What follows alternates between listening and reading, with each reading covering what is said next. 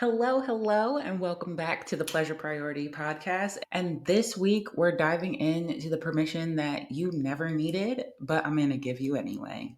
All right, let's get into it. So, I'm just going to start by telling you to go do the thing, go execute on that idea, go to the event, go talk to the person, go do what you want to do.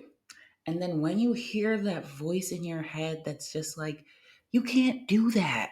Who are you to do that? Why do you think you'd be good at that? Why do you think that you're the one who should step up and be the person to do that? Why do you think other people are going to be receptive of you? All of those voices that come up, I want you to respond to them with the confidence of a cis het white man. And I know this isn't new. I know I'm not the first one to say it. And it's probably a strategy that y'all have implemented before, maybe right before you go in and talk to your manager, but usually right before you do something that something inside of you is telling you that you can't do. And I was thinking about this because sometimes I just tell it to my clients, like, you think you can't? What if you just went in there with the confidence of a white man? And then without fail, it makes people start thinking differently. It makes them stand up a little bit straighter. It makes them hold their head up higher. It makes them believe that they could do anything that they want, regardless of any obstacle or any lie or even truth that tells them that they can't do it. It completely changes their whole dynamic. So I wanted to explore that with y'all today. Why is that the case? Why is it that when we even just imagine embodying the mindset, the audacity of a cis het white man, everything changes? It's like we're truly able to step in to the fully realized versions of ourselves. We no longer have imposter syndrome. We no longer see ourselves as mediocre, average, not enough. And even if we do, we don't see those as bad things. We trust more. We believe that other people are working to support us, are working for our highest good, that shit's just gonna work out for us in the end.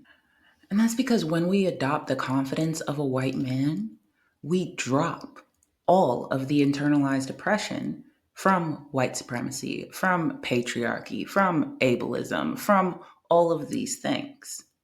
Because these systems were never designed to chip away at the confidence of white men, at their ability to believe in themselves, at their ability to achieve.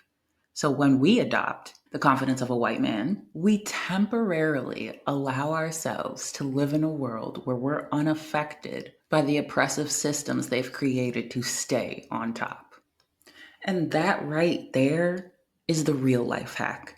Because when we notice that, and when we truly see that all of this shit is made up, that all of this shit is created for a small subset of people to feel better about themselves, to progress themselves, to find joy for themselves.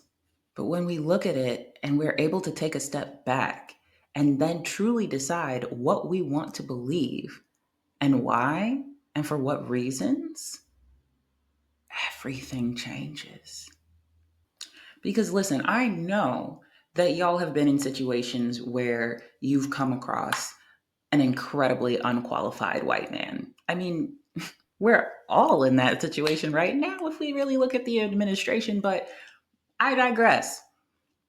We've been in situations where there are people in positions of power who don't deserve those positions, but they have them because they believe that they do. And then I was thinking about it. It's like, where is this belief coming from? What allows them to think so highly of themselves? Who gave them that permission? And the answer is no one. They gave it to themselves. They can't imagine a world where they don't even have it. And they double down in it, despite logic, despite evidence, despite the things directly in their faces. They hold on to the belief, to the illusion of their superiority by any means necessary, even when it defies logic, especially when it defies logic. They hold on to the inalienable truth that because they're white, they're better. Because they're a white man, they're qualified, more than qualified. They can do anything. And that belief is unshakable. So, all I'm really getting at here is that we get to borrow that belief. We get to maintain that belief in ourselves. Not that whiteness is superior, of course, but that we ourselves are in any given situation. We get to believe in ourselves despite any evidence of why we should or that we even can. We get to go after the things, even when we believe we're unqualified, especially when we believe we're unqualified, because we're already working harder. We're already doing the work. We've already proved ourselves that we're capable, that we're qualified, that we're intelligent, that we're community oriented, that we're growth oriented, that we can do anything that we set our minds to. But we've allowed ourselves to adopt a history of doubts that have been placed on us as our own. We have gone to the other end of the spectrum to whereas they believe in themselves by any means necessary, we doubt ourselves by any means necessary. We don't advocate for ourselves like we should. We don't celebrate ourselves like we should. We don't reward ourselves like we should because we keep holding on to the doubts that were placed on us and claiming them as our own. But I'm telling you, it's time to claim some other shit for no other reason than we can, for no other reason than it feels better, for no other reason than it makes us better. It progresses us further, faster. It allows us to unapologetically reap the benefits of all the hard work that we've been putting in. So I just wanted to remind you that the only reason that you have imposter syndrome is somebody placed it on you. It's not that you're unqualified. It's not that you can't do the job. It's that they've created an environment in which you can't help but feel like you don't belong. But that's not because you don't. It's just because they don't want you to. But you don't have to accept that. You get to belong anywhere that you choose to. And you don't need to be perfect to prove your place. And you certainly don't need to earn your place. You are success. You are excellence. Nothing about you is mediocre. You've already overcome so many odds just by being in the room, just by being in the space. And just because I know how much it took to get there, I will say you being there already makes you better because you've already had to do so much more just to end up in the same spot that they believe that they deserve just for existing. Well, honey, you too. So, yeah, from here on out, I want you to continuously remind yourself to walk into any situation with the confidence of a white man. You are capable. You are qualified. You are deserving. You've already earned it. You don't need to do anything else. Your ideas are so powerful. You need to be in that place. Better you than a lot more of the other options. And if you're uncomfortable believing all that, that's okay. A lot of my clients start the same way. This is a skill that we're building. It's a practice that we're committing to. It's a hack that's going to change how you approach every opportunity and how often you get them. Because half the battle, actually more than half the battle, is walking in like you own the place. is knowing that you already are deserving of the outcome, is seeing yourself as qualified and then stepping up. So take your time with it. Honestly, imagine if a white man was given the task and then just approach it like them. But I really, truly want y'all to stop moving like you need permission to do what you want. You need somebody to tell you that you're good enough before going after what you want. And especially stop counting yourself out before you even try. Like genuinely, I'm just going to challenge y'all to commit to a week. 1 week of approaching everything you do with the confidence of a white man, whether it's at work, at home, with your friends, if you have to go speak in a meeting, if you have to give harsh feedback, if you try a new recipe, if you have to have a hard conversation or even an easy one, if something can change to make your experience better, even if it potentially inconveniences somebody else. How would your life look if you just committed to this practice for a week? I want y'all to try it and I want y'all to let me know.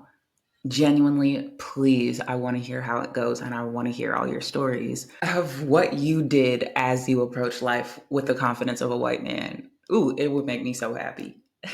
What would you sign up for? What decisions would you make? How would you imagine your life to be and look like this time next year if you approached it with that level of confidence?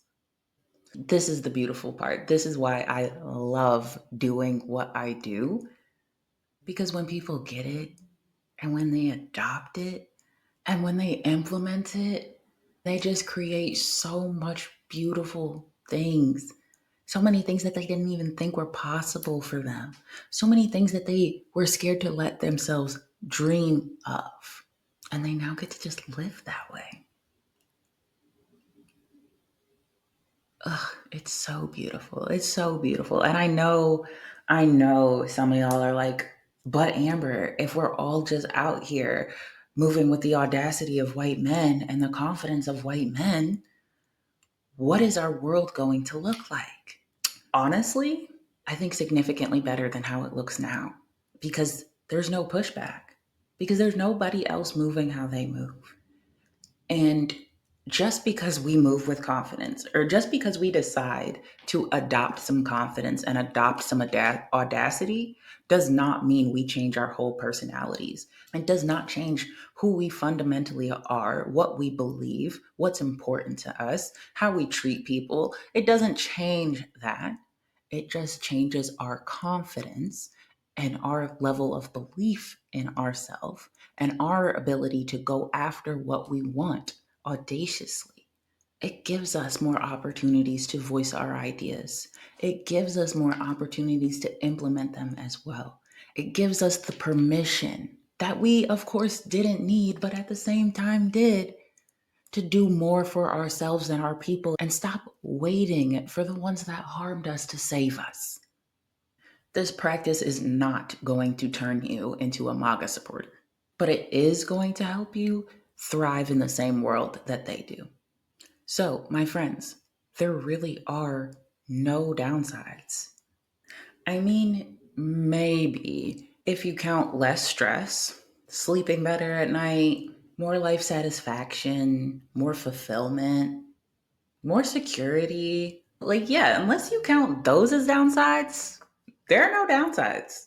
So, I want y'all to approach this next week with the confidence and the audacity of a white man and let me know how it goes. You can drop a comment on Spotify or you can email me directly at amber@ambertaylorcoaching.com, because I would honestly love so much to hear how this went for you. And of course, if you're open with it, I can share your story with the rest of the podcast too. Let's all celebrate this together so we can do it more. I'm so excited for y'all. But that's it for today. Short and sweet. Thank you for letting me step on my soapbox, and I'll see you on the next one. Stay pleased, friends. Thanks for joining me for this episode of The Pleasure Priority. I hope that when you see things can be better, you're inspired to do better. Because remember, you deserve nothing less than an abundance of joy, fulfillment, and all the peaceful good vibes. If you love this episode, don't forget to subscribe, leave a review, and share it with your friends. Oh, and hey, make sure you're on my email list for more tips, laughs, story times, community, and all things pleasure. So until next time, keep living life on your terms because settling is for the birds. All right, stay pleased, my friends. I'll see you soon.